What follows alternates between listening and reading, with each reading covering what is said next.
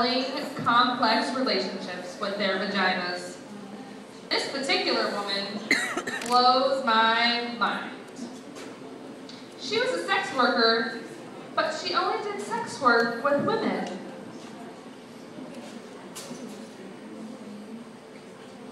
I love vaginas. I love women. I don't see them as separate things. Women pay me to dominate them, to excite them, to make them come.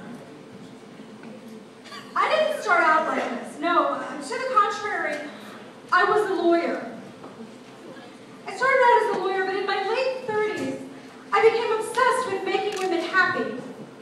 It began as a mission of sorts, but then I got involved in it. I got very good at it, kind of brilliant. It was my art. I started getting paid for it. It was as if I had found my calling. I wore outrageous outfits when I dominated women. Lace and silk and leather. I used props, whips, handcuffs, rope, dildos. There was nothing like this in tax law.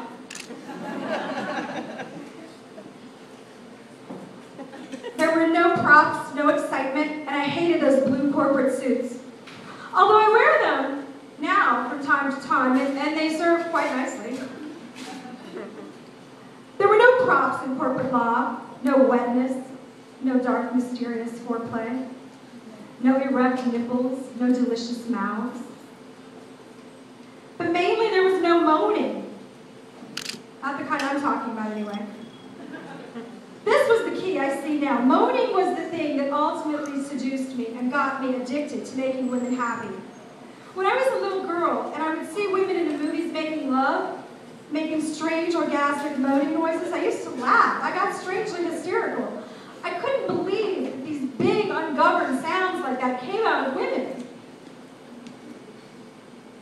I longed to moan. I practiced in front of a mirror on a tape recorder, moaning in various keys, various tones. But always when I played it back, it sounded fake. It was fake. It wasn't rooted in anything sexual, really, only my desire to be sexual. But then, when I was 10, I had to pee really badly once. On a car trip. It went on for almost an hour. And when I finally got to pee in this dirty little gas station, it was so exciting, I moaned. I moaned as I peed. I couldn't believe it, me moaning in a Texaco station in the middle of Louisiana. I realized right then that moans were connected with not getting what you want right away, with putting things off. I realized moans were best when they caught you by surprise. They came out of this hidden, mysterious part of you that was speaking its own language. I realized that moans were, in fact, that language. I became a moaner. It made most men anxious. Frankly, it terrified them. I was loud, they couldn't concentrate on what they were doing. They'd lose focus, and then they'd lose everything. We couldn't make love in people's homes. The walls were too thin. I got a reputation in my building. People stared at me with contempt in the elevator. Men thought I was too intense. Some called me insane.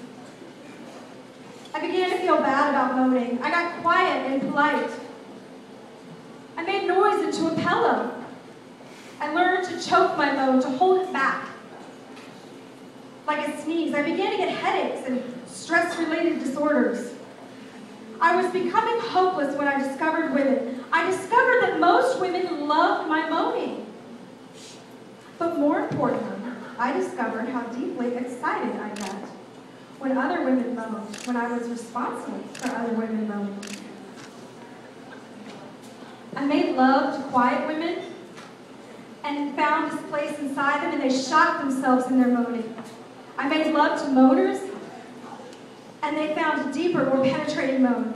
It was a kind of surgery, a kind of delicate science, finding the tempo, the exact location of the moan, the home of the moan, that's what I call it. Sometimes I found it over a woman's jeans. Sometimes I snuck up on it off the record, quietly disarming the surrounding alarms of going in. Sometimes I used force, but not violent, oppressive force, more like dominating, I'm going to take you someplace, don't worry, lay back and enjoy the ride kind of force. Sometimes it was simply mundane. I found the moan before things even started. While we were eating salad or chicken, just casual, right there with my face. Here it is like that, real simple, in the kitchen, all mixed in with the balsamic vinegar. Sometimes I used props. I loved props. Sometimes I made the woman find her own moan in front of me. I waited, stuck it out. I wasn't fooled by the minor, more obvious moans, no. I pushed her further, all the way into a power moan. There's the clit moan. The vaginal moan. The combo clit vaginal moan. There's the almost moan. The right on it moan. The elegant moan. The gray slick moan. The wasp moan. The Jewish moan. No, no.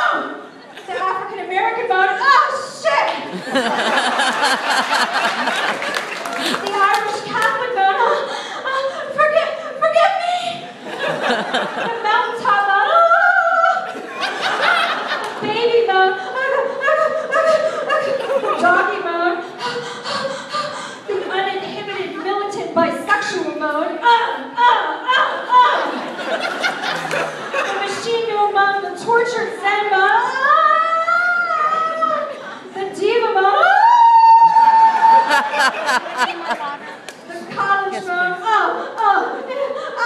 I should be studying.